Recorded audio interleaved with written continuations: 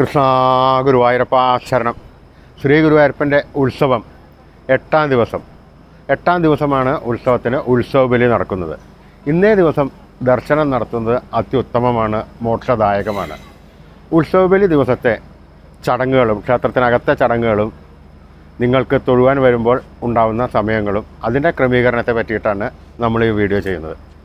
പതിവുമാരി 3 മണിക്ക് ശ്രീ ഗുരുവായൂരപ്പൻ്റെ നട തുറക്കുകയും 3:10 വരെ നിർമ്മാല്യ ദർശനം നടത്തുകയും ചെയ്യാം. 3:10 ശേഷം എണ്ണ അഭിഷേകം, വാഗച്ചാർത്ത്, ശംഖാഭിഷേകം, സ്വർണ്ണകുംഭാഭിഷേകം എന്നിവ ചെയ്തതിന് ശേഷം ശ്രീ ഗുരുവായൂരപ്പൻ്റെ കിരീടം വയ്ക്കുകയും ക്ഷേത്രനട അടയ്ക്കുകയും ചെയ്യുന്നു. അതിനുശേഷം ശ്രീ ഗുരുവായൂരപ്പന് മലർ നിവേദ്യമാണ്.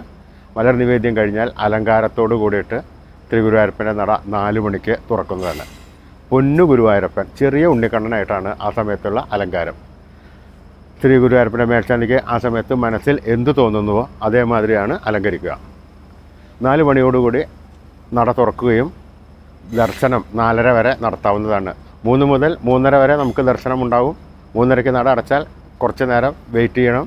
4 മണിക്ക് വീണ്ടും ദർശനം, 4:30 മണി വരെ ദർശനം നടത്തും. 4:30ക്ക് ഉഷ നിവേദ്യമാണ്.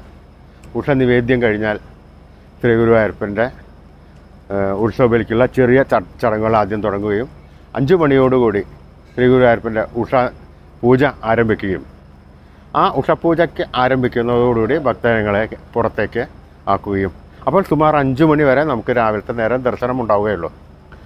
അതിനുശേഷം ശ്രീ ഗുരുവായൂരപ്പൻ്റെ ഉഷപൂജ നടക്കുന്നു. ഉഷപൂജ കഴിഞ്ഞു കഴിഞ്ഞാൽ ശ്രീ ഗുരുവായൂരപ്പൻ്റെ ശിവേലിയായി കാഴ്ച ശിവേലി സുമാർ ഒരു 7:45-8 മണി വരെയാണ് കാഴ്ച ശിവേലി ഉണ്ടാവുക. കാഴ്ച ശിവേലിക്ക് പെരുമനം കുട്ടന്മാരാർ അതേമാതിരി പ്രശസ്തരായ ആൾക്കാരുടെ മേളമാണ് ഉണ്ടാവുന്നത്. 8 മണിക്ക് ശേഷം ശ്രീ ഗുരുവായൂരപ്പൻ ക്ഷേത്രത്തിനകത്തേക്ക് ചെല്ലുകയും ശ്രീ ഗുരുവായൂരപ്പൻ്റെ പന്തീരടി പൂജയ്ക്കുള്ള പാലഭിഷേകം, നവകാഭിഷേകം, പന്തീരടി പൂജ എന്നിവ തുടങ്ങുന്നു. 8:45 ആ പന്തീരടി പൂജ കഴിഞ്ഞ് നട തുറന്നു കഴിഞ്ഞാൽ 9 മണിയോടുകൂടി ശ്രീ ഗുരുവായൂരപ്പൻ്റെ ഉത്സവ ബലിക്കുള്ള ചടങ്ങുകൾ ആരംഭിക്കുന്നു. അതിബൃഹത്തായ മന്ത്രതന്ത്രാദികളെ കൊണ്ടുള്ള ഒരു ചടങ്ങാണ് ഇത്. 8 മണിക്കൂറോളം നീണ്ടു നിൽക്കുന്ന ഉത്സവ ബലി ക്ഷേത്രത്തിൽ വന്ന് ദർശനം നടത്തേണ്ടതാണ്. നമുക്ക് 9 മണിക്ക് തന്ത്രി നമ്പൂതിരിപ്പാട് ഉള്ളിൽ പൂജ തുടങ്ങിക്കഴിഞ്ഞാൽ ഭഗവാന്റെ പരിവാര ദേവതകളെയും ഭൂതഗണങ്ങളെയും ആവാഹിച്ചു വരുത്തി അവർക്ക് അന്നം കൊടുത്തു ബലി കൊടുത്ത് അവരെ സന്തോഷിപ്പിക്കുകയാണ് ഈ ചടങ്ങുകളെ കൊണ്ട് ഉദ്ദേശിച്ചത്. അങ്ങനെ ശ്രീ ഗുരുവായൂരപ്പൻ്റെ ഉത്സവ ബലി 9 മണിക്ക് തുടങ്ങിക്കഴിഞ്ഞാൽ ക്ഷേത്രത്തിനകത്ത് ഓരോ ബലികല്ലുകളിലും ബലി തൂവി ആ സപ്തമാതൃക്കളുടെ അവിടെ എത്തും. ഏകദേശം 11 മണിയാവും. 11 മണിയോടുകൂടി ആ സമയത്ത് സപ്തമാതൃക്കളുടെ അവിടെ ബലി തൂവുന്ന സമയത്ത് ശ്രീ ഗുരുവായൂരപ്പനെ സ്വർണ്ണപ്പഴുക്കാ മണ്ഡപത്തിൽ എഴുന്നള്ളിച്ച് വയ്ക്കുന്നു. ഈ സ്വർണ്ണപ്പഴുക്കാ മണ്ഡപത്തിൽ നെറ്റിപ്പട്ടം, വെൺചാമരം, ആലവട്ടം, വെൺകൊറ്റക്കുട, പിന്നെ വീരാളിപ്പട്ടും വിരിച്ചിട്ട് ആ വീരാളിപ്പട്ടിൻ്റെ മേലെയാണ് ശ്രീ ഗുരുവായൂരപ്പനെ എഴുന്നള്ളിച്ച് വയ്ക്കുക.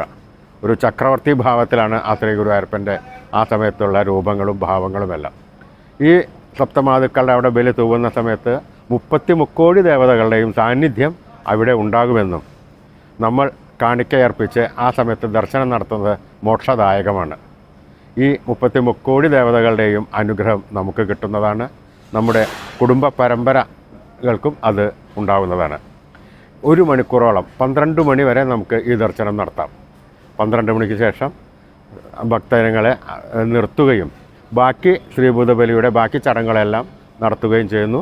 1 മണിയോടുകൂടിയിട്ട് ശ്രീ ഗുരുവായൂരപ്പൻ പുറത്തേക്ക് എഴുന്നള്ളി ഭഗവാൻ ആനപ്പുറത്ത് കയറുകയും ചെയ്യുന്നു. ശ്രീഭൂതബലിയുടെ ബാക്കി ചടങ്ങുകളെല്ലാം നടക്കുകയും ചെയ്യുന്നു. 1 മണിയോടുകൂടി ആ വലിയ ബലിക്കല്ലിൻ്റെ അവിടെ എത്തുമ്പോൾ അവിടെ ബലി തൂവുകയാണ് ചെയ്യുന്നത്. ഈ സമയത്തെ ദർശനവും മോക്ഷദായകമാണ്. ഈ ദർശനം ഭക്തജനങ്ങൾക്കെല്ലാവർക്കും ആ കിഴക്കേ നടയിൽ നിന്നിട്ട് ദർശിക്കാവുന്നതാണ്. പല ഭക്തന്മാരും ഒന്നും കഴിക്കാതെ ഈ ബലി തൂവിയ നിവേദ്യം ഭക്ഷിച്ച് കഴിഞ്ഞതിന് ശേഷമേ അന്നത്തെ ദിവസം ഭക്ഷണം കഴിക്കുകയുള്ളൂ. ഈ ദിവസത്ത് പൂജയിൽ പങ്കെടുക്കുന്ന തന്ത്രി നമ്പൂതിരിപ്പാട്, തിടമ്പ് എഴുന്നള്ളിക്കുന്ന കീഴ്ശാന്തി നമ്പൂതിരി, വിളക്ക് പിടിക്കുന്ന വാരിയർമാർ, പാണി കൊട്ടുന്ന മാരാർ എന്നിവർ എല്ലാവരും ശുദ്ധ ഉപവാസത്തിലാണ് ഈ ചടങ്ങ് കഴിയുന്നത് വരെ. രാവിലത്തെ നേരം ഒരു തുള്ളി പച്ചവെള്ളം ആരും കഴിക്കുകയില്ല. അങ്ങനെയുള്ള ശുദ്ധ ഉപവാസത്തോടു കൂടിയിട്ടാണ് ഈ ചടങ്ങുകൾ നടത്തുന്നത്. ഈ ചടങ്ങ് സുമാർ 4 മണി വരെ നീണ്ടു നിൽക്കുന്നതാണ്. ഭയങ്കരമായിട്ട് ബുദ്ധിമുട്ടുകൾ അവർക്കുണ്ടാവും. പക്ഷേ ആ ബുദ്ധിമുട്ടുകളൊന്നും ഇവർക്ക് അറിയില്ല.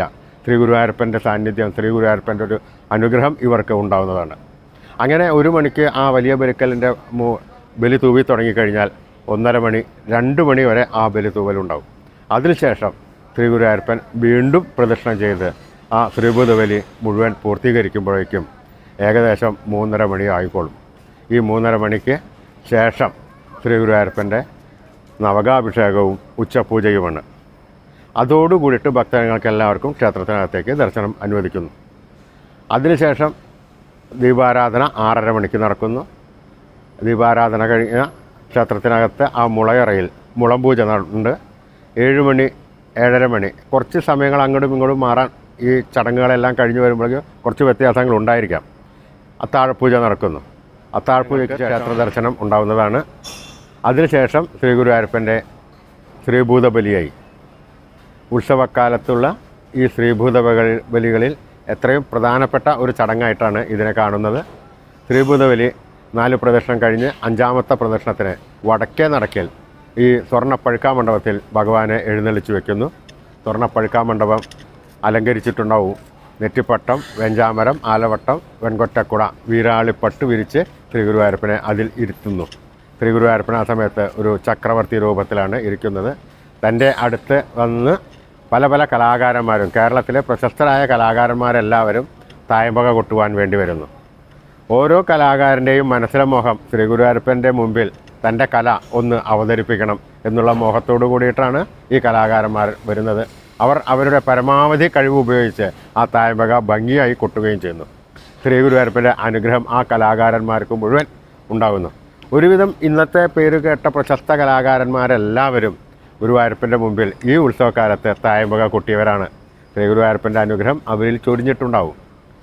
അത് ഏകദേശം ഒരു 12:30 മണി വരെ നടക്കുന്നതാണ്. ഈ സമയത്ത് സുഗമമായ ദർശനം. തുടക്കത്തിൽ കുറച്ച് തിരക്കുണ്ടെങ്കിൽ കൂടി ബാക്കി 1 മണിക്കൂർ കഴിയുന്നതോടുകൂടി ഭക്തജനങ്ങൾക്ക് തിരക്കില്ലാതെ തൊഴുവാനുള്ളൊരു അവസരമുണ്ട്. ഈ തായമ്പകൾ മുഴുവൻ ഇവർക്ക് ആസ്വദിക്കുവാനും പറ്റും.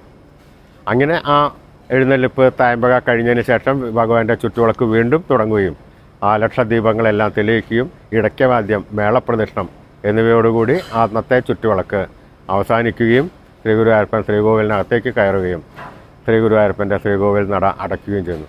ഏകദേശം സുമാർ 2 മണിയായിട്ടുണ്ടാവും ഈ സമയത്ത്. അങ്ങനെ ശ്രീ ഗുരുവായൂരപ്പൻ്റെ 8ാം വിളക്ക് ഉത്സവബലി ദിവസം അവസാനിക്കുന്നു. ഉത്സവബലി ദിവസം ക്ഷേത്രത്തിൽ വന്ന് ദർശനം നടത്തുന്നത് അത്യുത്തമമാണ്, ശ്രേയസ്കരമാണ്. ഈ പഴുക്കാമണ്ഡപ ദർശനം നിങ്ങൾ പരമാവധി ആ സമയത്ത് വന്ന് ദർശനം നടത്തുവാൻ ശ്രദ്ധിക്കണം. ശ്രീ ഗുരുവായൂരപ്പൻ്റെ അനുഗ്രഹം എല്ലാവർക്കും ഉണ്ടാവട്ടെ. ഹരേ ഗുരുവായൂരപ്പ ശരണം.